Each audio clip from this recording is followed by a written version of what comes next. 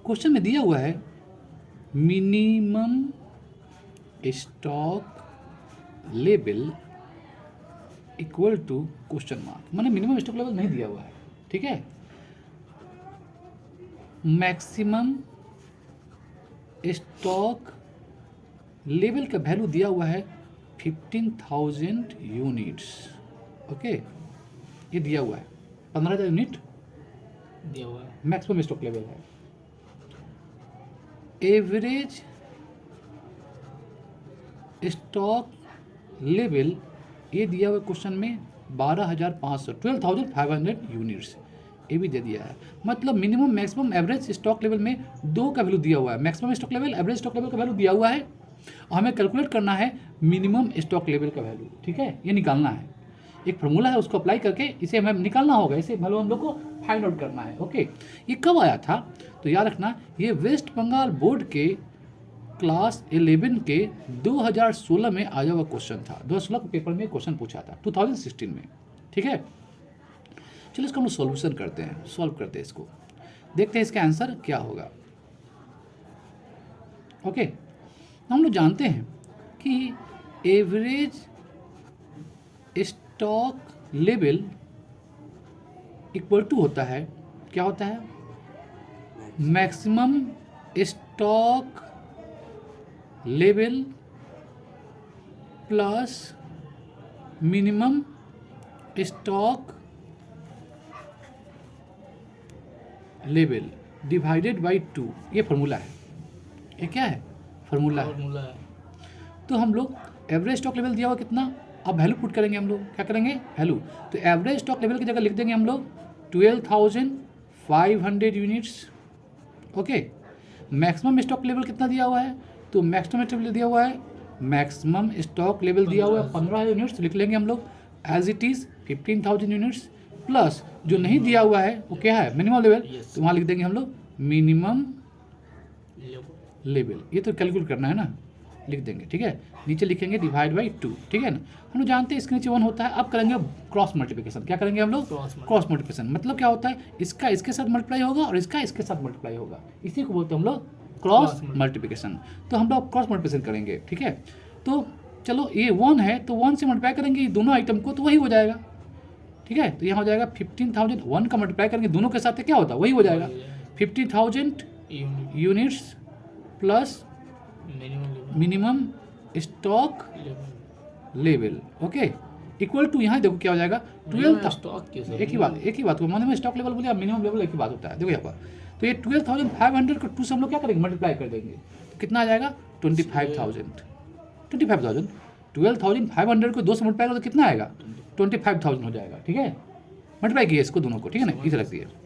हमें निकालना क्या है, हमें निकालना है मिनिमम स्टॉक लेवल, है ना, जिससे वैल्यू कैलकुलेट करना हो क्या है, वो है मिनिमम स्टॉक लेवल, है ना। तो उसको हम लोग क्या करेंगे, इक्वल टू के लेफ्ट हैंड साइड में रखेंगे। इसलिए देखो हम लोग निकाल रहे हैं अभी मिनिमम स्टॉक, ये निकालना है ना, minimum stock level equal to कितना होगा, तो यहाँ हो जाएगा मिनिमम स्टॉक लेवल, यहाँ पर 25,000 जो है इक्वल टू के राइट हैंड साइड में, उसको एज इट इज हम लिख लेंगे, देखो लिख लिए। और इसको हम ले जाएंगे उधर, इक्वेशन सॉल्व कर रहे हैं हम लोग, क्या कर रहे हैं, इक्वेशन सॉल्व कर रहे हैं। मैथ में सीखे होगे क्लास 10 में, minimum stock level as it is यहाँ रहा, ठीक है ना। इसको इक्वल टू उधर है तो उधर रख दिए हम लोग, देख सकते हो जैसे है वैसे रख दिए, है ना। ये जो 15,000 यूनिट्स है ना, इसको हम लोग इक्वल टू उससे लेंगे तो माइनस हो जाएगा, क्या हो जाएगा, माइनस, समझ में है ना। इक्वल टू के उधर ले जा रहे हैं, फिगर को एक तरफ रखते हैं, इसलिए हम लोग 25,000 को इक्वल टू के राइट हैंड साइड में था, इसको हम लोग उधर ले गए तो क्या होगा, माइनस हो जाएगा, ठीक है ना। हाँ, तो आप जानते होंगे 25,000 से हम लोग 50,000 सब्ट्रैक्ट करेंगे तो वैल्यू कितना आएगा 10,000। 25,000 से 15,000 माइनस करेंगे तो कितना वैल्यू आएगा 10,000। तो ये 10,000 हमारा क्या आ गया, आंसर आ गया, ये हमारा मिनिमम स्टॉक लेवल का वैल्यू आ गया, समझ में आया। तो ये 2016 में आया हुआ क्वेश्चन है, समझ में आया। तो एक तरह से इक्वेशन सॉल्व करके हम लोग इसको क्या किए, पहले फार्मूला लगाए, फिर क्रॉस मल्टीप्लिकेशन किए, फिर इक्वेशन को सॉल्व करके हम लोग वैल्यू ला दिए, ओके। 2016 में पूछा था इकोनॉमिक ऑर्डर क्वांटिटी, ये क्वेश्चन में दिया हुआ है 4,000 units, you can see here economic order quantity कितना दिया क्वेश्चन में, 4,000 यूनिट्स दिया हुआ है, okay. Now we are talking about number of orders means frequency of order, okay. ये भी मटेरियल चैप्टर का ही है, ये क्या है, मेटेरियल चैप्टर का ही है। पहला वाला क्वेश्चन भी मेटेरियल चैप्टर का था, ये भी मेटेरियल चैप्टर का ही है। देखो नंबर ऑफ ऑर्डर, यदि एग्जाम में नंबर ऑफ ऑर्डर जगह बोल दे फ्रीक्वेंसी ऑफ ऑर्डर, एक ही बात होता है, ठीक है ना। नंबर ऑफ ऑर्डर बोले या फ्रीक्वेंसी ऑफ ऑर्डर बोले, दोनों एक ही चीज़ होती है। तो ये नंबर ऑफ ऑर्डर्स कितना दिया हुआ क्वेश्चन में, 8 टाइम्स। 8 टाइम्स माने पूरे साल में 8 बार ऑर्डर किया जाएगा, पूरे साल में 8 टाइम्स ऑर्डर किया जाएगा, यही होता है क्या, नंबर ऑफ ऑर्डर का मीनिंग। तीसरा चीज़ है annual demand. Annual demand, annual demand बोले या एनुअल कंजम्पशन बोले, एक ही बात होता है, ठीक है ना। पूरे साल में कारखाना में, फैक्ट्री में जहाँ प्रोडक्शन होता है कितना डिमांड होगा, यही निकालना है हमें। इसी के वैल्यू हमने कैलकुलेट करना है, क्या एनुअल डिमांड क्या है, पूरे साल में कारखाना में कितना रॉ मटेरियल का, कच्चा माल का डिमांड होगा या कंजम्पशन होगा, ठीक है, यही निकालना है। ये वेस्ट बंगाल बोर्ड के क्लास 11 में पूछा गया क्वेश्चन है। कब पूछा गया था, 2016 में, ठीक है ना। ये बहुत इंपॉर्टेंट क्वेश्चन है, 2016 में ईयर में का पेपर जो था उसमें आया हुआ क्वेश्चन है, ठीक है। चलो इसको सोल्यूशन करते हैं हम लोग, इसका हमें सॉल्व करना है। हम लोग जानते हैं नंबर ऑफ ऑर्डर का फॉर्मूला क्या होता है, नंबर ऑफ ऑर्डर। यदि आपको नंबर ऑफ ऑर्डर का फॉर्मूला नहीं मालूम होगा तो आप नहीं बना पाओगे, ठीक है ना। यहाँ पर नंबर ऑफ ऑर्डर या फ्रीक्वेंसी ऑफ ऑर्डर का फॉर्मूला अप्लाई होगा, जो हम लोग इकोनॉमिक ऑर्डर क्वांटिटी वाला जो क्वेश्चन था उससे रिलेटेड क्वेश्चन सॉल्व कर रहे थे, तो वहाँ पर लोग किए थे number of order. Number of order का फॉर्मूला क्या होता है, एनुअल डिमांड। समझ में आ रहा ना, ये सब फॉर्मूला कितना इंपॉर्टेंट क्वेश्चन है जो हम लोग पहले किए हुए थे, ये सब क्वेश्चन बहुत इंपॉर्टेंट है।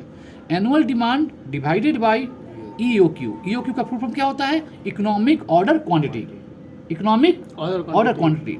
तो annual demand divide by EOQ है ना। अब क्या करेंगे, जिसका जिसका वैल्यू दिया होगा उसको पुट करेंगे, और जिसका नहीं दिया वो उसका हम लोग कैलकुलेट करेंगे। चलो नंबर ऑफ ऑर्डर कितना दिया हुआ है, 8 टाइम्स, तो उसकी जगह हम लिख देंगे 8, लिख लिए ना, is equal to annual demand कितना दिया हुआ, नहीं दिया हुआ है तो निकालना है हमें, तो लिख देंगे हम लोग एनुअल डिमांड, ये तो निकालना है हमें, कैलकुलेट करना है एनुअल डिमांड। नीचे ईओक्यू कितना दिया हुआ है, 4000 यूनिट, लिख देंगे हम लोग 4000 यूनिट्स, ओके। अब इसके नीचे अंत तो कुछ नहीं रहता है, 1 रहता है, कुछ नहीं रहता तो क्या 1 रहता है। अब करेंगे यहाँ पर हम लोग क्रॉस मल्टीप्लिकेशन, मतलब इसका इसके साथ और इसका इसके साथ। हमें निकालना क्या है, हमें एनुअल डिमांड निकालना है ना, तो ये इक्वल टू के क्या होगा, ये इक्वल टू के लेफ्ट साइड में रहेगा, तो एनुअल डिमांड इंटू 1 क्या हुआ, वही हो गया एनुअल डिमांड। एनुअल डिमांड बोलो या एनुअल कंजम्पशन बोलो, आई रिपीट एक ही बात होता है। एनुअल डिमांड को हम लोग 1 से मल्टीप्लाई करेंगे तो वही आ जाएगा। अब देखो 8 को हम लोग 4000 मल्टीप्लाई करेंगे, 8 को 4000 क्या होगा, 8 4 जा 32, तो यहाँ 32,000 आ गया, right, units.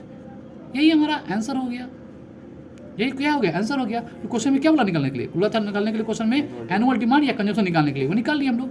Annual demand equal to 30,000, therefore फिर से एक बार लिख लेते हैं, एनुअल डिमांड ऑब्लिक कंजम्पशन, दोनों में से कोई पूछ सकता है। एनुअल डिमांड बोले तो वही बात होगा, एनुअल कंजम्पशन बोलेगा तो वही बात हो गया। इक्वल टू कितना आ गया, 32,000 यूनिट्स, ये हमारा आंसर है, ठीक है, ये हमारा आंसर है। खत्म हो गया। क्वेश्चन बनाएंगे 2016 में आया वो क्वेश्चन एक और है, वो बनाएंगे हम लोग। दिया क्या क्या हुआ है, reorder quantity. Reorder quantity question में दे दिया है, कितना है 12,000 यूनिट्स, ओके। जो क्वेश्चन में दे दिया है उसको पहले लिख लेते हैं हम लोग। तो रीऑर्डर क्वांटिटी दिया हुआ क्वेश्चन में 12,000 यूनिट। मैक्सिमम कंजम्पशन दिया हुआ है, मैक्सिमम, देखो मैक्सिमम कंजम्पशन और मैक्सिमम लेवल दोनों अलग अलग चीज़ होता है, ठीक है ना। मैक्सिमम कंजम्पशन अलग चीज़ होता है और मैक्सिमम लेवल अलग चीज़ होता है।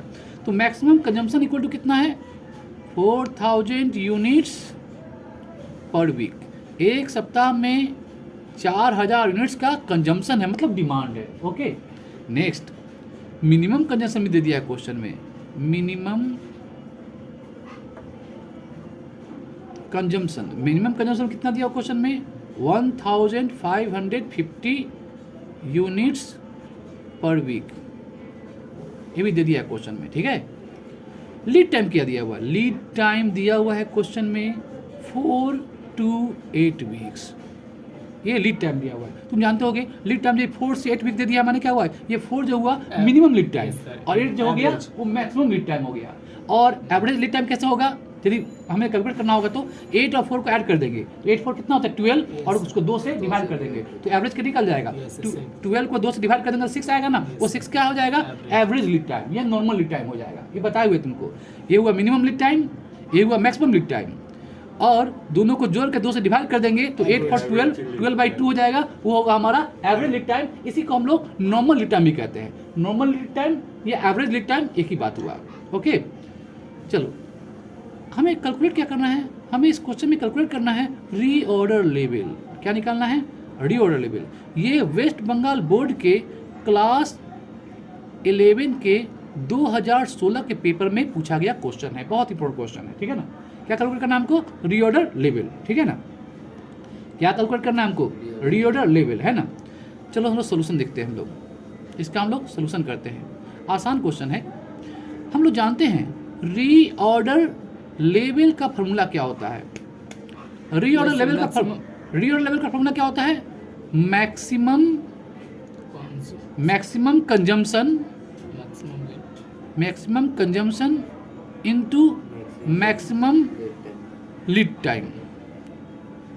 मैक्सिमम लीड टाइम को रीऑर्डर पीरियड भी कहते हैं, ठीक है ना। तो maximum consumption into maximum lead time, है ना। इसी को शॉर्ट में हम लोग बोल सकते हैं क्या? Maxi into maxi. Short formula क्या है? Maxi into maxi. पहला मैक्सी मतलब मैक्सिमम कंजम्पशन, दूसरा मैक्सी माने क्या होता है? Maximum lead time. Is that clear? पहला मैक्सी मतलब मैक्सिमम कंजम्पशन या मैक्सिमम नीड या मैक्सिमम डिमांड, एक ही बात हुआ। जहाँ मैक्सिमम कंजम्पशन लिखा हुआ है ना, वहाँ मैक्सिमम डिमांड भी लिख सकता था, ठीक है। तो मैक्सिमम कंजम्पशन वहाँ लिख सकता था क्वेश्चन में, क्या? मैक्सिमम डिमांड, एक ही बात होता। Minimum consumption, minimum demand, demand लिखे या कंजम्पशन लिखे, दोनों एक ही चीज़ है, दोनों एक ही बात है। तो इसी प्रकार से यहाँ देखो मैक्सिमम कंजम्पशन, इसी प्रकार से देखो लीड टाइम जहाँ लिखा हो ना, लीड टाइम की जगह रीऑर्डर टाइम लिख सकता था। लीड टाइम की जगह एग्जाम में रीऑर्डर टाइम भी लिखा हो सकता है। तो हमें निकालना क्या है? Reorder level. I repeat, reorder level का फॉर्मूला क्या होता है? Maximum consumption into maximum lead time, या बोले तो maximum demand into maximum lead time, ठीक है ना। तो इसको शॉर्ट में क्या बोलते हैं हम लोग? Maxi into maxi. याद रखना, फॉर्मूला याद करने के लिए स्टूडेंट को क्या बनाया गया है? Maxi into maxi, maxi into maxi. Okay, तो देखो पहला मैक्सिमम क्या हो? मैक्सिमम कंजम्पशन कितना दिया हुआ क्वेश्चन में? मैक्सिमम कंजम्पशन कितना दिया हुआ है? 4000 यूनिट, है ना। तो लिख देंगे यहाँ पर 4000 यूनिट्स। ओके, फिर इनटू मल्टीप्लाई देंगे। मैक्सिमम लीड टाइम कितना है? 4 या 8? मैक्सिमम कौन है? 8 है, वो तो मिनिमम है ना। तो ये 8 लिख देंगे, 8 वीक। अब इसको हम लोग क्या करेंगे? मल्टीप्लाई कर देंगे। तो 4 8 जा कितना होता है? 32,000, है ना। Yes sir. 32,000 यूनिट्स, ये हमारा आंसर हो जाएगा। ये हमारा क्या हो गया? आंसर हो गया। मतलब रीऑर्डर लेवल हम लोग निकाल लिए। अब बोलोगे सर तो ये मिनिमम कंजम्पशन क्यों दिया हुआ था, रीऑर्डर क्वांटिटी क्यों दिया था? इसका हमें यूज़ नहीं करना है, क्योंकि हमको रीऑर्डर लेवल निकालना है ना। तो रीऑर्डर लेवल के फॉर्मूला में जो चीज़ चाहिए वो 2 चीज़ चाहिए, मैक्सिमम कंजम्पशन और मैक्सिमम लीड टाइम। वो दोनों मुझे मिल गया तो हम लोग आराम से क्या किए? रीऑर्डर लेवल निकाल लिए, ठीक है ना। ये सब एक्स्ट्रा दिया हुआ था जिसको हमें जरूरत नहीं था इस क्वेश्चन को सॉल्व करने के लिए, ठीक है ना। क्वेश्चन वेस्ट बंगाल बोर्ड के 2016 में आया हुआ क्वेश्चन है, बहुत इंपॉर्टेंट क्वेश्चन है, ठीक है। तो आज हम लोग 3 क्वेश्चन किए वेस्ट बंगाल बोर्ड के क्लास 11 के 2016 में आया हुआ क्वेश्चन। समझ में आया?